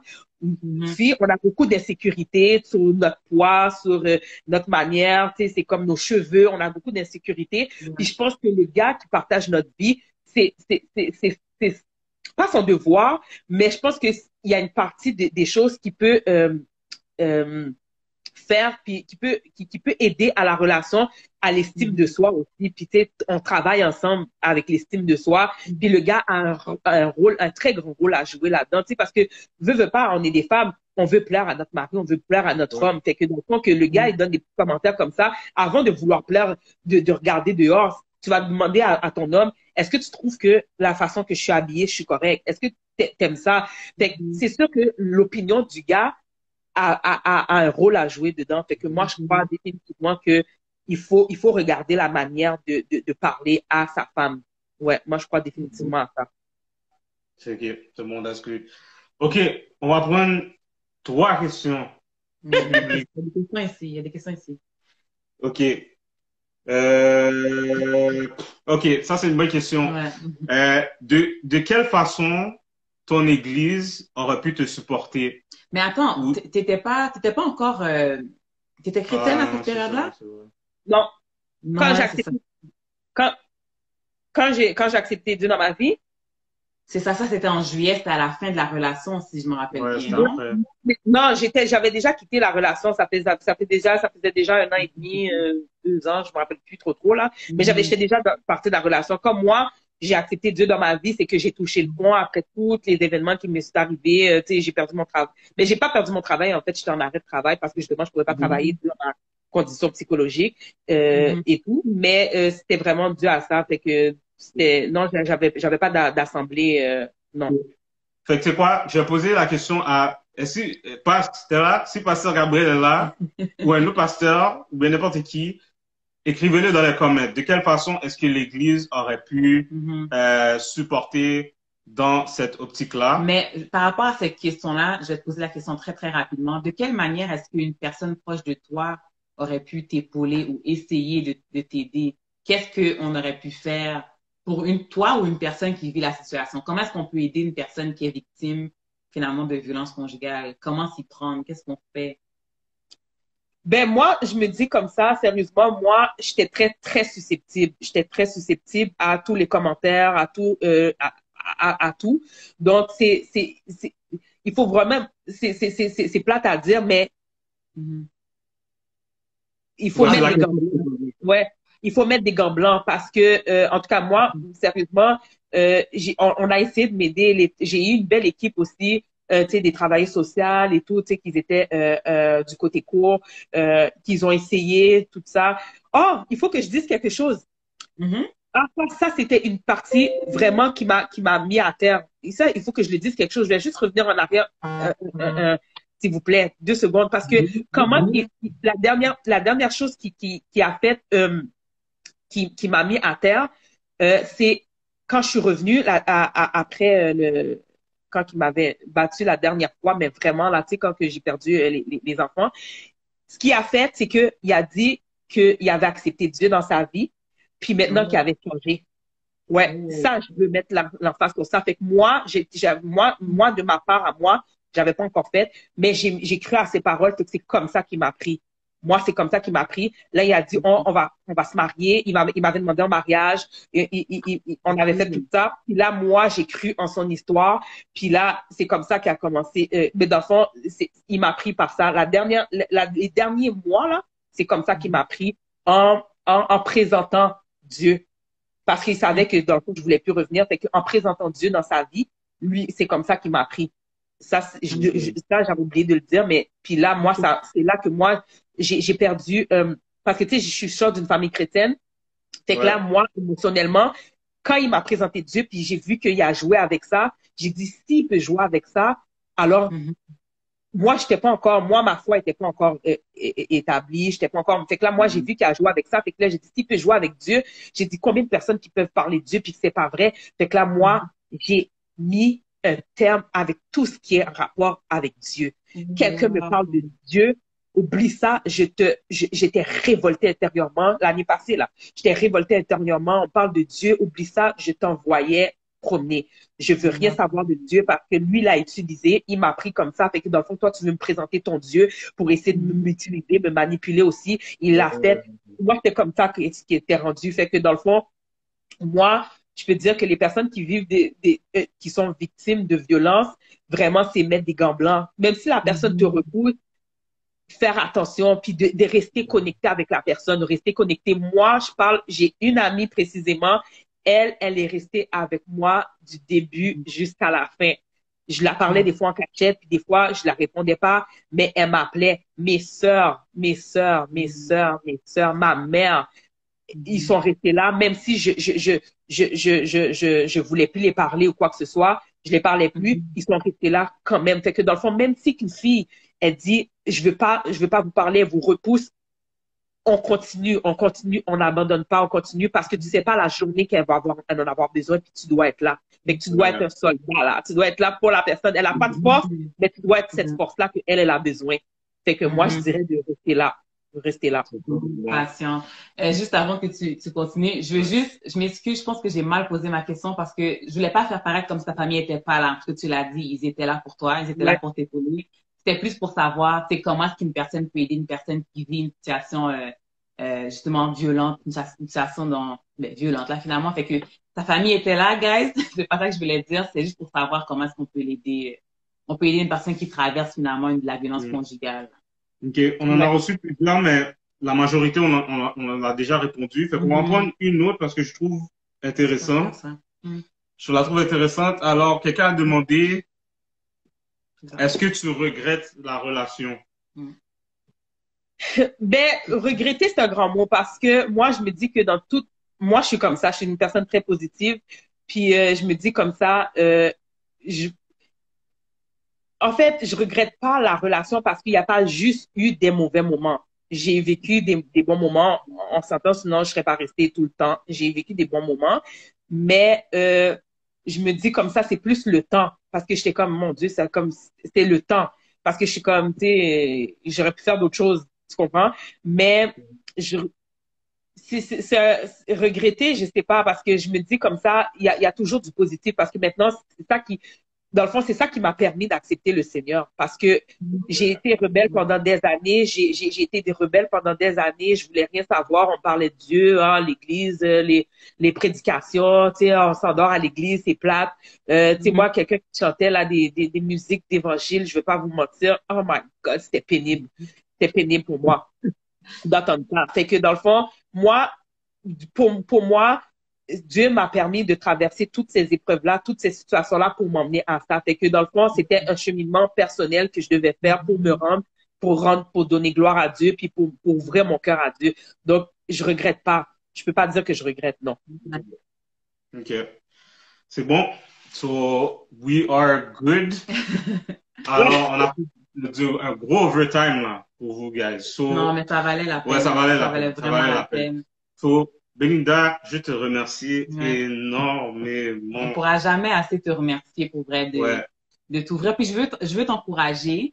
Tu sais, c'est sûr, j'imagine que ça doit quand même être pénible parfois de revivre ça en racontant. Mais je veux dire, c'est tellement un témoignage que malheureusement, que Dieu a orchestré finalement. Fait que c'est un témoignage qui est là pour rendre gloire à Dieu. Et comme tu dis, ton motto finalement, c'est de rendre gloire à Dieu. Fait que tout ça pour dire que je t'encourage, s'il te plaît, à toujours témoigner parce qu'il y a des gens qui n'ont pas entendu ce témoignage-là, puis il y a des gens que ça va aider.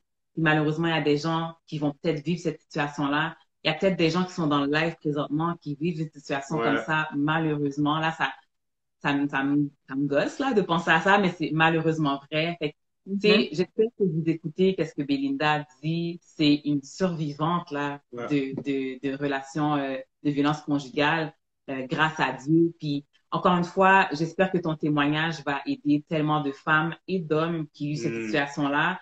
Puis ce que tu mentionnes pour vous, peut-être qui n'avaient pas vécu de violence conjugale, qui aident cet ami, ce frère, cette sœur, d'être patient puis d'être fort pour la personne qui vit cette situation-là. C'est souvent on est dans nos propres sentiments puis on trouve ça long puis on peut juger la personne, mais ne jugez pas cette personne-là. Priez pour elle si vous savez pas quoi faire, puis intercédez pour elle puis faites-lui comprendre que vous êtes toujours là pour elle et que vous serez là sans jugement finalement. Comme ça, si jamais un jour elle veut s'ouvrir, elle va pouvoir le faire avec vous. Tout à fait. Je dis une dernière chose, juste tu sais, comme tu as dit, il y a peut-être quelqu'un qui vit ça dans le live ou une autre situation. La raison pour laquelle on fait ça, guys, c'est pour que vous puissiez voir de vos yeux qu'il y a quelqu'un comme vous qui est passé à travers les mêmes affaires que vous et que c'est petit. So, de pas penser que ça t'arrive juste à toi and that you're doomed puis que tu vas mourir de ça. C'est ça le but des profondeurs. Il y a des preuves, exactement. Il y a des preuves vivantes. Grâce à Dieu que tu t'en sors. Il y a des preuves vivantes. So, encore une fois, est-ce que Belinda, j'imagine, est-ce que tu es à l'aise s'il y a des gens qui te DM ou qui t'écrivent, qui te contactent suite à ça, si jamais ils ont des questions ou bien ils veulent des conseils ou whatever? Il n'y a pas de problème. Moi, je suis comme si on me connaît, moi, j'ai une personne qui j'aime parler, j'aime aider. Justement, je suis dans ce domaine-là. J'étudie, j'ai pas encore gradué, mais grâce à Dieu, ça va arriver. On va se tenir au courant à ce niveau-là.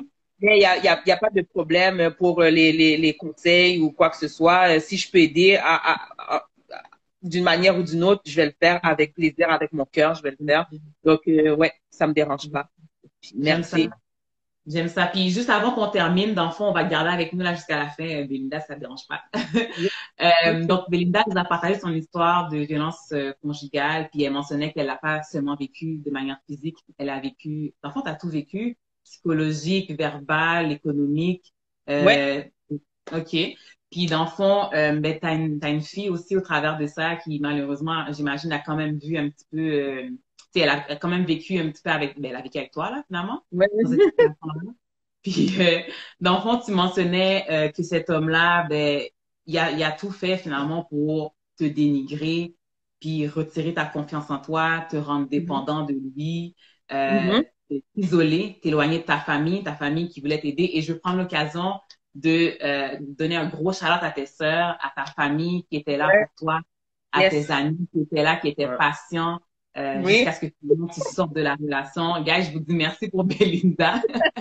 Parce que je sais que sans Dieu, c'est sûr, elle ne serait pas arrivée, mais sans vous, ça n'aurait pas été la même chose. Fait que bravo à vous. Fait que tu sais, t'as partagé vraiment beaucoup d'affaires, puis je pourrais jamais tout résumer. Tu sais, même si j'ai pris mes notes, ça sert à rien, mais juste de se rappeler en gros que la violence conjugale n'est pas seulement physique, puis que comme tu dis, tant qu'il y a de la vie, il y a de l'espoir. Fait que juste de tenir à ça, puis c'est de pas se laisser, d'essayer du moins de pas se laisser de se faire succomber par la honte. Tu sais, si tu as une personne qui est près de toi, essaie de lui parler, essaie de chercher de l'aide, puis tu sais, tu n'es pas ce que cette personne dit de toi. T'es pas ça. Je sais que c'est facile à dire parce que je suis pas dedans, mais tu sais, s'il y a une personne qui entend ça, j'espère que le témoignage, j'espère que le témoignage de Belinda vous donne de la force. Ce que j'aimerais dire aux gens qui regardent, je sais que Belinda est passée au travers de ça puis qu'elle est délivrée grâce à Dieu, mais j'aimerais qu'on la garde tous en prière.